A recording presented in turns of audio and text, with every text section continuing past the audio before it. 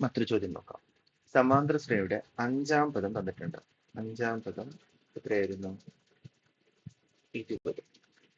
ഈ സമാന്തര ശ്രേണിയുടെ എട്ടാം പദം 32. പൊതുവ്യത്യാസം കാണണം. പൊതുവ്യത്യാസം കാണുന്നത് നമുക്കറിയാം, പദവ്യത്യാസം ബൈ എന്ത്? സ്ഥാനവ്യത്യാസം.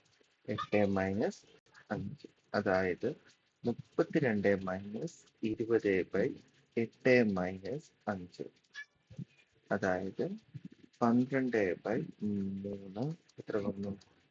4 എന്ന് പൊതുവ്യത്യാസം കിട്ടി. ഈ ശ്രേണിയുടെ 11ാം പദം കാണണം. എട്ടാം പദത്തോടു കൂടി നമുക്ക് പൊതുവ്യത്യാസം 3 തവണ കൂട്ടിയാൽ കിട്ടുന്നതായിരിക്കും. എട്ടാം പദം തന്നിരുന്നു. എത്രയാണ്? 32 പ്ലസ് 3 ഇൻറ്റു പൊതുവ്യത്യാസം 4. 32 പ്ലസ് 12, അതായത് 44 എന്ന് കിട്ടി.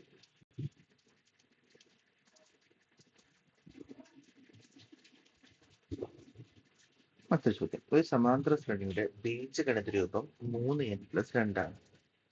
തന്നിരിക്കുന്നത് എക്സ് എന്ന് തന്നിട്ടുണ്ട്. എത്രയാണത്? 3n-2. ഈ ശ്രേണിയുടെ ആദ്യ പദം കാണും. ആദ്യ പദം കാണുന്നതിന് എളുപ്പ വഴി എന്ന് പറയുന്നത് എന്നിന് പകരം 1 എന്ന് കൊടുക്കുക. 3 × 1 - 2, 3 - 2, that is 1. or simply 3n നമ്മൾ ക്ലാസ്സിൽ ഡിസ്കസ് ചെയ്തായിരുന്നു. 3n - 2 2 ഒഴിവാക്കിയാൽ 3 - 2, that is 1. ഈ സമാന്തര ശ്രേണിയിലെ ആദ്യത്തെ 50 പദങ്ങളുടെ തുക കാണുക. വളരെ എളുപ്പമായിരുന്നു. നമുക്കറിയാം, എക്സ് എന്നതിന്റെ സമവാക്യം 3n - 2 ആയതുകൊണ്ട് തുകയുടെ 3 × n × n+1/2 - 2n എന്ന സൂത്രവാക്യം ഉപയോഗിക്കാം. So 3 × 50 × 51/2 minus 2 × 50. 50ന്റെ പകുതി 25. സോ മൾട്ടിപ്ലൈ ചെയ്താൽ, എല്ലാവരും മൾട്ടിപ്ലൈ ചെയ്ത് നോക്കുക. 25 × 3 5 75. 75 × 51.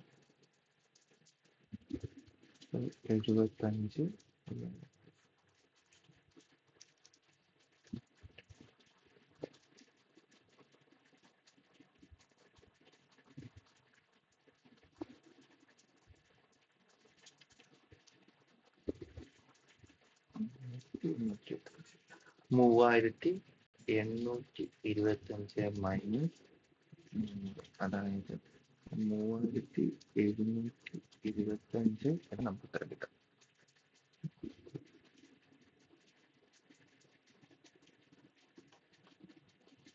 ഇല്ല, ഈ മെത്തേഡ് മറക്കരുത്.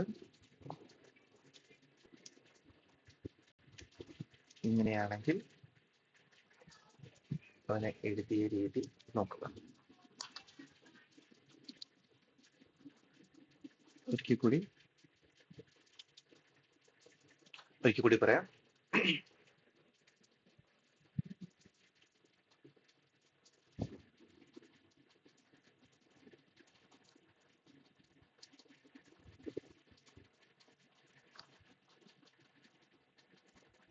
ഒരു ശ്രേണിയുടെ ബീജഗണിത രൂപം 2n+3 ആണെങ്കിൽ തുക കാണുന്നതിന് വേണ്ടി നമുക്ക് എഴുതാവുന്ന വഴി 2 × n × n+1/2 +3n എന്ന് എഴുതാം. ഒരിക്കൽ കൂടി xn = 4n+5 ആണെങ്കിൽ തുകയുടെ ബീജഗണിത രൂപം എളുപ്പത്തിൽ കിട്ടുന്നതിന് വേണ്ടിയിട്ട് 4 × n × n+1/2 +5n ഈ രീതി ഉപയോഗിച്ചാൽ മതി.